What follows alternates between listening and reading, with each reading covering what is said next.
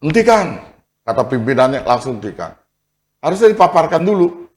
Penyidik itu profesional dan tidak bisa diintervensi oleh siapapun. Tapi ternyata ini bisa kan diintervensi. Terkait dengan pengertian begal sebenarnya tidak ada.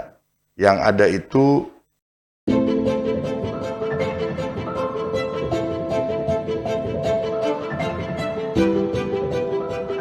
Assalamualaikum warahmatullahi wabarakatuh. Kembali lagi dengan saya Karinawati dalam program Serambi Adi Warman.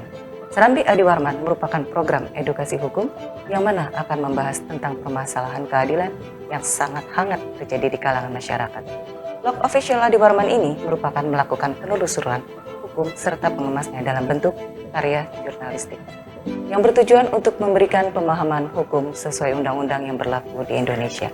Dalam tema kali ini, Serambi Adi Warman akan membahas dilema hukum begal. Baiklah, sebelum acara dimulai, kita simak video berikut ini.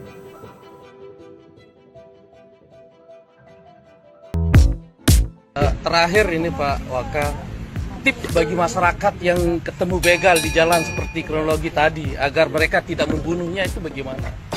Agar mereka tidak jadi korban. Karena di negara kita melakukan perbuatan main hakim sendiri kan dilarang. Karena itu juga melakukan suatu tindak pidana. Jadi harus lari lah gitu, tinggalkan motor. Jadi paling tidak kalau keluar malam jangan sendirian, berteman. Apabila mau menuju jalan-jalan yang tahu jalan-jalan itu sepi, ya paling tidak berteman. Ya, jangan sendiri dan jangan membawa barang-barang yang berharga. Dan jangan sampai membunuh begal gitu. Ya dalam arti itu membunuh di negara kita kan dilarang, siapapun itu, karena dilindungi oleh hukum. Ya, siapapun walaupun dia sebagai pelaku. Dan begal jangan membunuh korban. Kali itu beda, itu kan pelaku kejahatan. Dan nanti ini tetap kita akan dalami. Bagaimana perasaan mereka yang sudah membela diri? Kalau sekarang aku sudah tersangka kan, dan aku tersangka di penjara kan sampai 5 tahun. Saya sedih sekali bagaimana caranya mencari kehidupan anak saya. Saya mau ngantar nasi ke rumah sakit Siwi, antarkan ibu saya sakit di sana kan. Sampai di perjalanan saya diikuti oleh 2 motor. Setelah dia dekat saya, dia senggol saya. Dia menyenggol, saya kepepet. Setelah saya lurus lagi, dia menghadang. Saya berhenti. Tapi dia langsung nafas. Terus saya tepis gantangan saya. Saya turun dari kiri. Dia tebas lagi kan, tangan saya tepis 2 kali. Dia turun semuanya dari sepeda motornya. Dia menghadang dari depan 1, di kiri 1, di belakang 2. Tidak ada pilihan lain daripada saya mati. Saya duet sama dia. Langsung saya menggacahnya.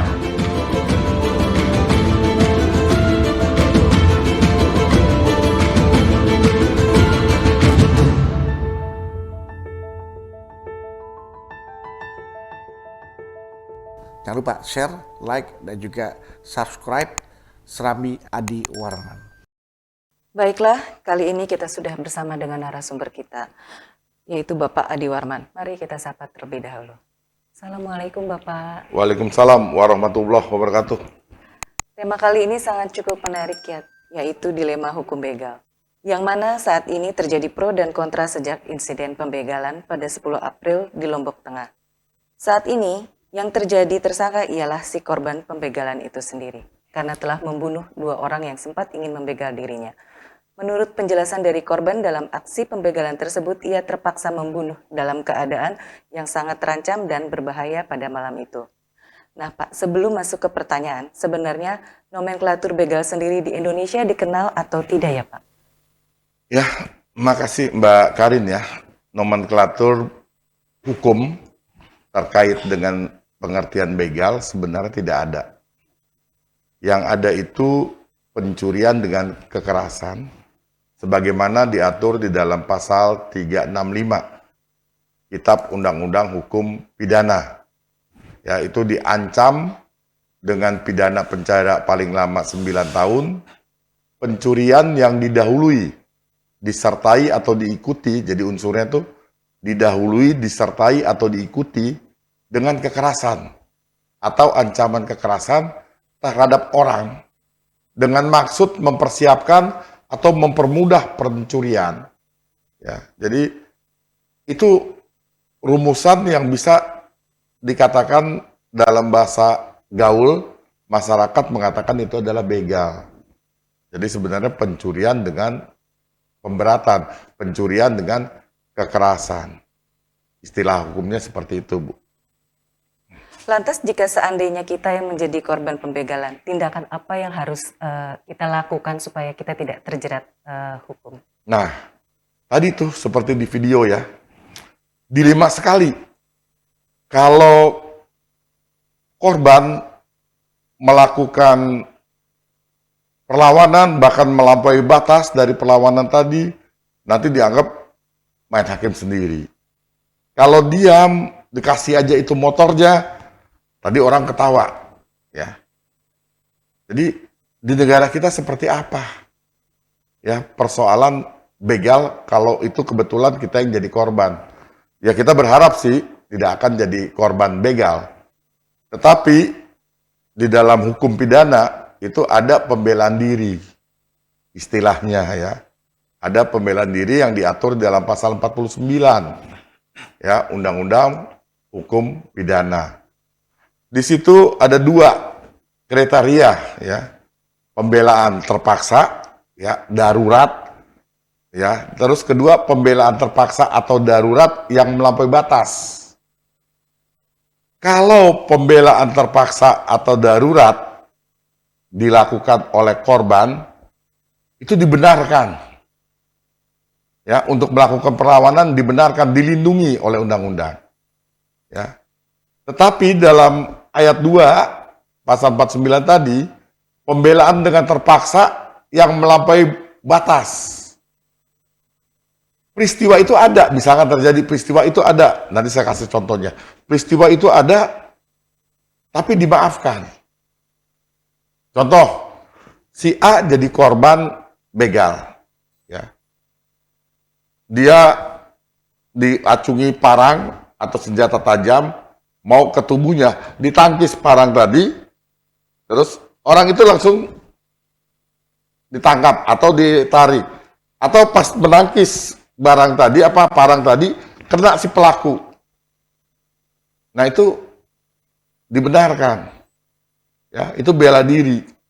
Nah, hal yang melampaui batas itu dimaafkan. Misalkan karena si korban itu mentalnya terganggu atau pas saat dapat ancaman dia menyerang secara tiba-tiba kembali, ya, ditodong atau mau ditusuk, diambil langsung dikembalikan tusukannya.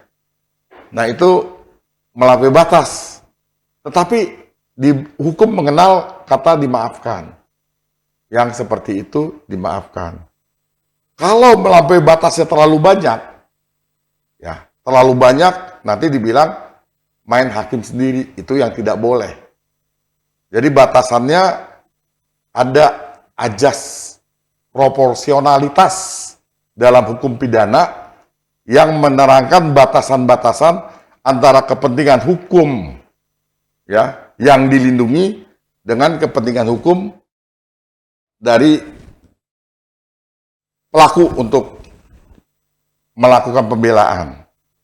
Nah itu ajas ini berlaku sehingga penyidik harus sangat cermat melihatnya. Mana batasan dikatakan melakukan pembelaan darurat atau terpaksa, mana pembelaan darurat atau terpaksa melampaui batas, mana tindakan main hakim sendiri. Kalau tidak nanti dianggap semua main hakim sendiri bisa dipidana, padahal dia korban. Atau kebalikannya, ada seseorang naik motor, ada motor lain yang nyerempet atau mendekatinya, langsung dianggap begal. lakukan perlawanan atau lakukan penyerangan, itu juga nggak bisa begitu. Jadi perlu cermat daripada penyidik untuk melihat mana batasannya, ya, mana batasan korban bisa melakukan pembelaan diri. Kemudian untuk ke depannya Pak, langkah apa yang harus dilakukan pemerintah untuk mengantisipasi maraknya begal di Indonesia? Yang pertama, fungsi kepolisian dalam hal ini patroli itu harus ditingkatkan. Ya. Terus lagi siskamling harus digalakkan. Yang tidak kalah pentingnya sekarang ini di titik-titik rawan begal, ya, itu seharusnya sudah bisa Pemda itu pasang CCTV. Ya, pasang CCTV sehingga orang untuk melakukan kejahatan berpikir ulang. Ya, kalau tidak akan terus terjadi seperti ini dan seperti kejadian yang kita lihat tadi di video itu, ya, membuat orang bingung. Bahkan saya tidak sependapat juga, ada yang mengatakan bahwa ini harus dihentikan penyidikannya dan lain sebagainya. Saya tidak gitu sependapat juga. Karena di satu sisi, penyidik dalam menangani tindak pidana itu mengacu pada UHAP, Perkap Kapolri. Ya. Jadi penyidik itu profesional dan tidak bisa diintervensi oleh siapapun. Tapi ternyata ini bisa kan intervensi. Hentikan, kata pimpinannya, langsung hentikan. Harusnya dipaparkan dulu. Mungkin dibuat dalam Perkap itu ada sih gelar perkara khusus. Lakukan gelar perkara khusus dulu, baru bisa dilakukan penghentian. Memang kecermatan dari seorang penyidik itu perlu. Yang batasannya tadi saya katakan itu. Batasannya mana tindakan pembelaan darurat terpaksa, ya. Nah, terus yang kedua, tindakan darurat terpaksa melampaui batas, dan main hakim sendiri. Peran serta masyarakat oleh pemerintah harus dilakukan, bukan sekedar melibatkan polisi saja, tapi melibatkan juga aparatur Pemda setempat, RT RW, dan kita semua.